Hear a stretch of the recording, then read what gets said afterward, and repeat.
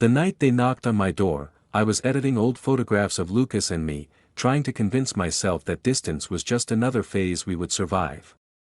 5 years together had taught me that relationships didn't end with shouting or slammed doors. They ended quietly, with unanswered messages and conversations that felt more like obligations than desires. Lucas had been deployed for 6 months, and in the beginning, we spoke every day. He used to call me from the base, his voice low and warm, telling me about the heat, the noise, the way he missed my cooking more than anything else. I would sit on my couch with my laptop balanced on my knees, pretending not to notice how tired he looked. Over time, those calls became shorter. Then they became rare. Sometimes, days passed without a single message. When I asked him about it, he said he was busy, that the army drained him. I told myself that love required patience. Still, something inside me had started to ache in ways I couldn't explain. That evening, rain tapped softly against my windows, blurring the city lights into pale reflections. I had poured myself a glass of wine and was scrolling through my phone, rereading Lucas's last message from 3 days earlier. "Sorry, I'm exhausted. We'll talk soon, I promise." Soon had become a word I no longer trusted. The knock came just after 9. That it wasn't loud or urgent, but it was firm enough to pull me out of my thoughts. For a brief, irrational moment, my heart raced with fear. Soldiers didn't usually knock on doors unless something had gone wrong. I walked toward the door slowly, my mind already rehearsing worst-case scenarios. When I opened it, 2 men stood in the hallway, both in uniform. One of them was tall and broad-shouldered, with sharp features and a posture that suggested discipline had become second nature to him. The other was slightly shorter, his expression softer, his eyes scanning my face as if he were searching for something unspoken. "Ethan Parker," the taller one asked. "Yes," I replied, my voice unsteady. "I'm Sergeant Noah Miller, and this is Corporal James Wright. We serve with Lucas Reed." The sound of Lucas's name grounded me. Relief washed over me so quickly that I almost laughed. "Is he okay?" I asked. Noah hesitated for a fraction of a second, just long enough for me to notice. "Yes. He's fine. He asked us to check in on you. Said he was worried you might be feeling alone." That didn't sound like Lucas. Not anymore. I stepped aside and let them in, still trying to process why they were here instead of him. James remained near the door, polite but distant, while Noah looked around my apartment with a quiet curiosity, as if he were stepping into a story he already knew too much about. That we sat in the living room, the 3 of us forming an awkward triangle around my coffee table. I offered them coffee, then wine, unsure what the protocol was for hosting soldiers who appeared unannounced in your life. James declined both, saying they couldn't stay long.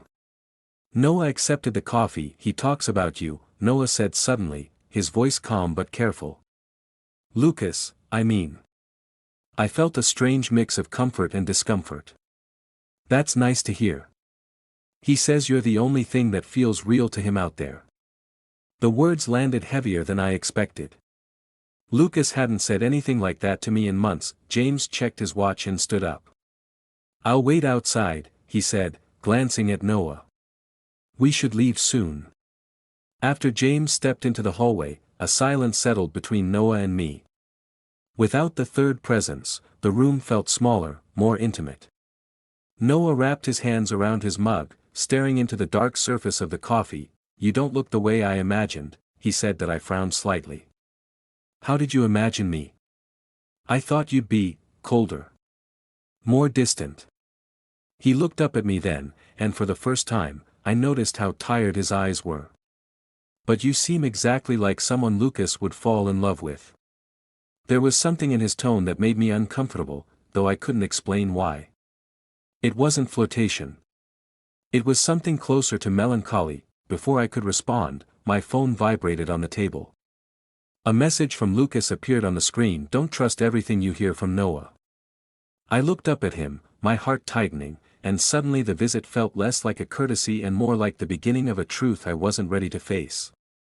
After that night, Noah began appearing in my life with a quiet persistence that felt both comforting and unsettling. At first, his visits seemed practical. He said Lucas had asked him to keep an eye on me, to make sure I wasn't isolating myself. I wanted to believe that.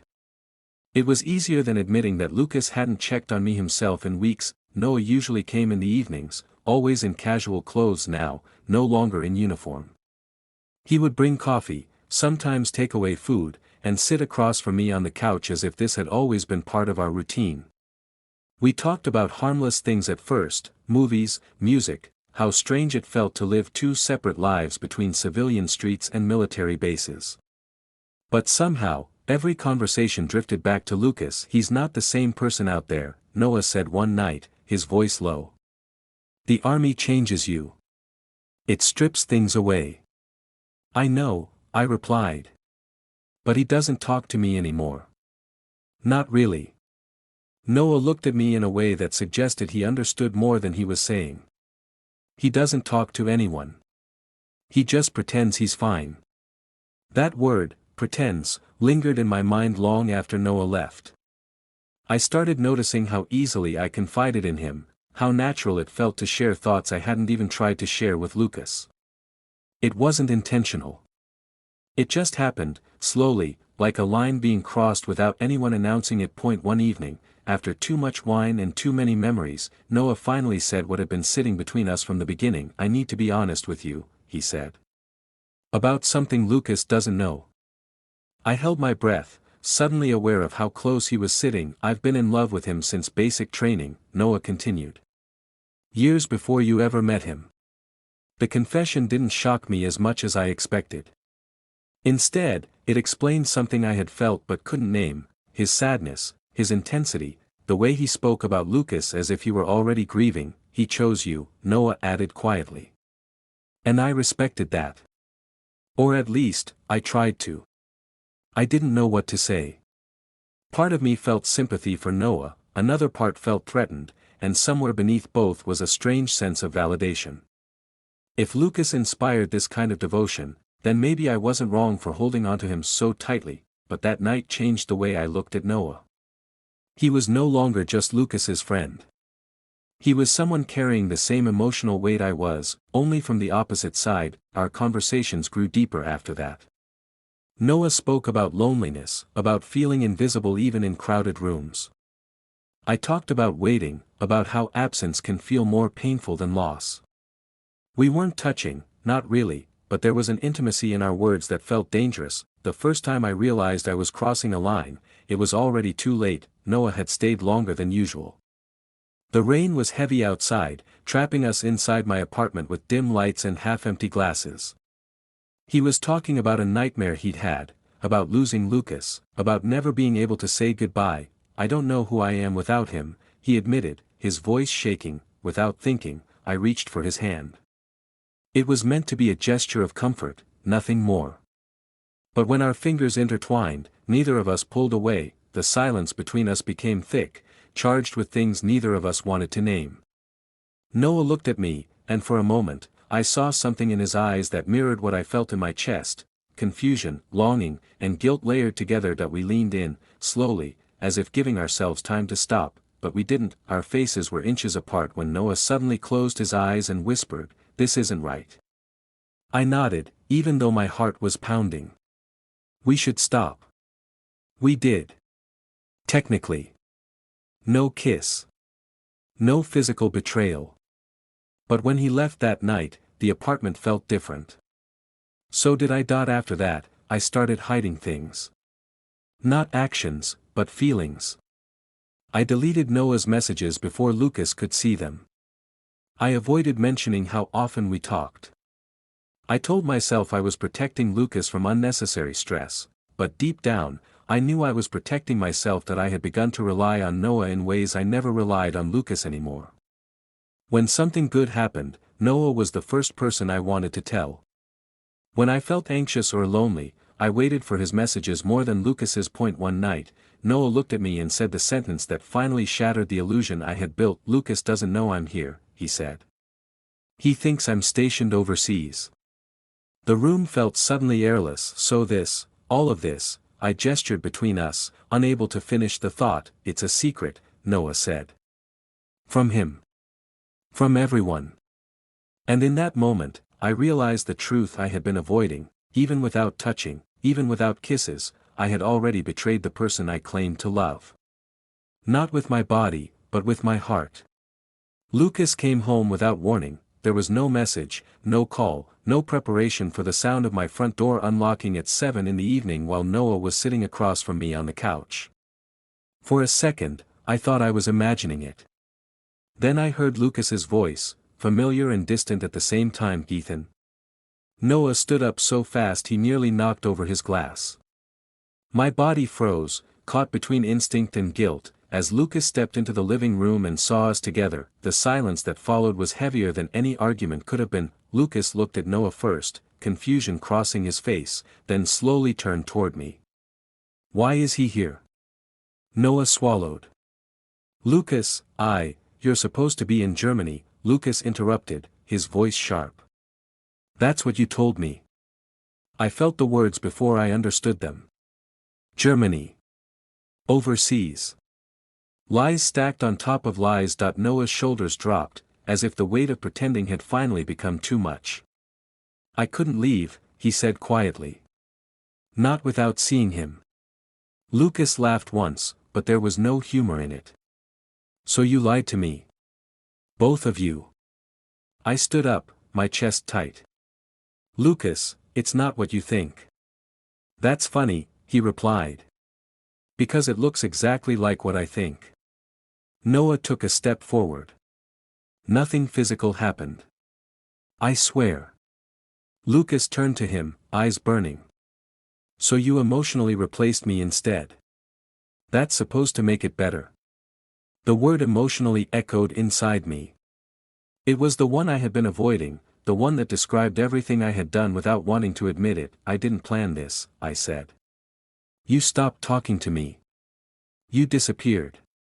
Lucas's expression shifted, not to anger, but to something closer to exhaustion. "You think I disappeared because of work?" There was a pause. A real one. The kind that changes the direction of a conversation forever. "I met someone," Lucas said. "At the base." Noah and I both stared at him. "Not physically," Lucas added quickly. "But I talked to him. All the time. He listened to me. Made me feel understood." His voice cracked. "I didn't touch him, but I wanted to. And I hated myself for it." The room felt suddenly smaller, like all three of us were trapped inside the same confession. "So you did the same thing," I whispered. Lucas nodded. "I guess I did." Noah let out a quiet breath, half laugh, half sob. "We're all just copying each other's mistakes." No one responded, because it was true. For months, we had all been reaching for connection in the wrong places, mistaking attention for intimacy and comfort for commitment.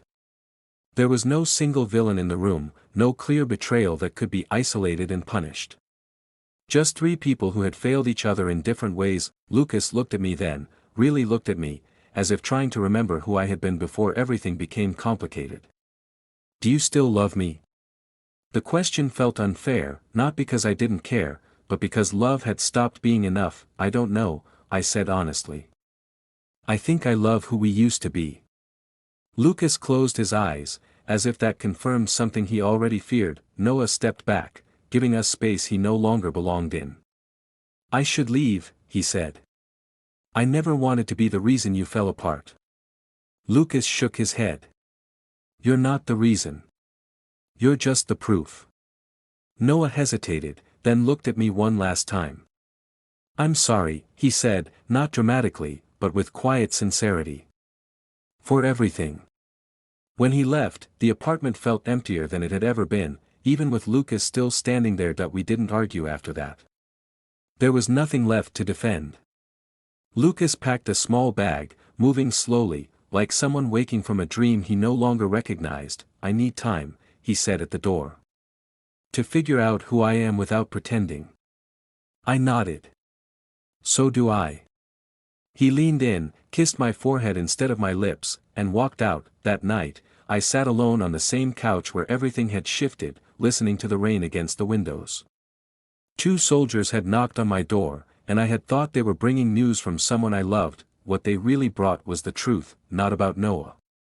Not even about Lucas, but about me, about how easy it is to betray someone without ever touching another body. About how loneliness can rewrite loyalty. And about how sometimes, relationships don't end with hate or betrayal, but with three people realizing, at the same time, that they are no longer capable of being honest with the ones they love most, and that realization, more than anything else, was what changed all our lives forever. The days after Lucas left felt unreal, as if my apartment had turned into a museum of a life I no longer inhabited. His mug was still in the sink, his jacket still hung behind the door, and yet the space around me had shifted, hollowed out by the absence of his presence. I moved through the rooms carefully, as though any sudden gesture might disturb the fragile balance between memory and reality. Lucas didn't call. Neither did Noah. At first, I told myself the silence was temporary, a pause before inevitable explanations and apologies. But as the hours turned into days, I began to understand that what we had broken could not be repaired with words alone. We had reached the kind of ending that didn't announce itself loudly. It simply unfolded, quietly and permanently. That I returned to editing photographs, not because I felt inspired, but because I needed something to anchor me.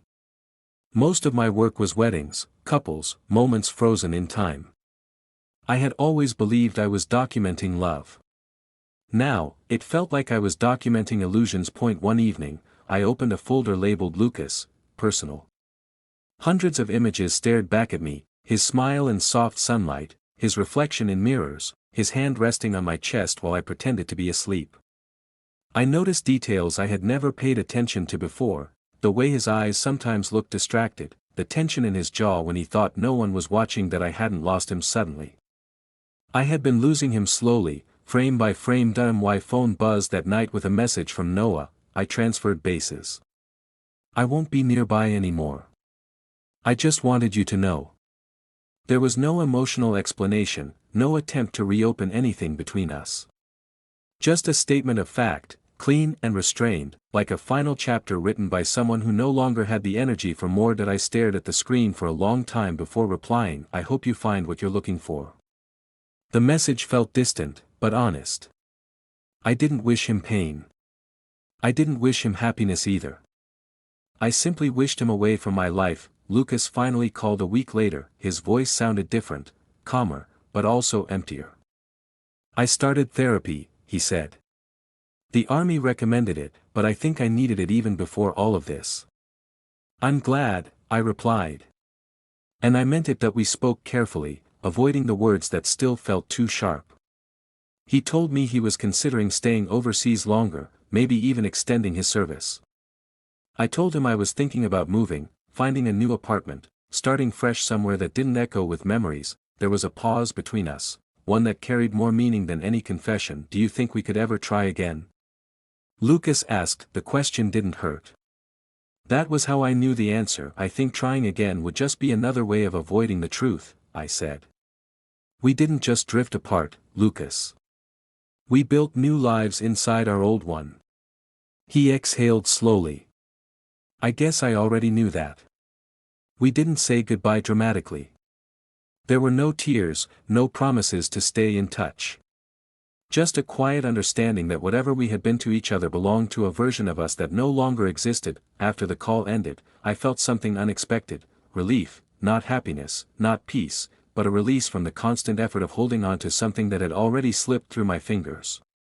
For the first time in months, I wasn't waiting for a message, or interpreting silence, or trying to translate emotional distance into excuses. That I was simply alone, and strangely, that felt honest. That I started walking more, spending evenings outside instead of hiding in my apartment. I listened to conversations around me, watched strangers fall in and out of temporary connections, noticed how everyone seemed to be carrying their own quiet version of loss. It made me feel less isolated, less uniquely broken. One night, as I passed a cafe window, I caught my reflection in the glass. I looked older than I remembered, but also clearer, as if something heavy had finally been set down. 2 soldiers had knocked on my door, and I had believed the story was about them, about secrets, betrayal, and unexpected love, but standing there, watching my own reflection fade into the city lights, I understood something else. The story was never really about Lucas or Noah. It was about me learning the difference between being loved and being understood. About how easily loneliness can disguise itself as connection. And about how sometimes, the most painful endings are not the ones that destroy you, but the ones that quietly force you to become someone new. I didn't know what my life would look like next, but for the first time, I knew it would be mine.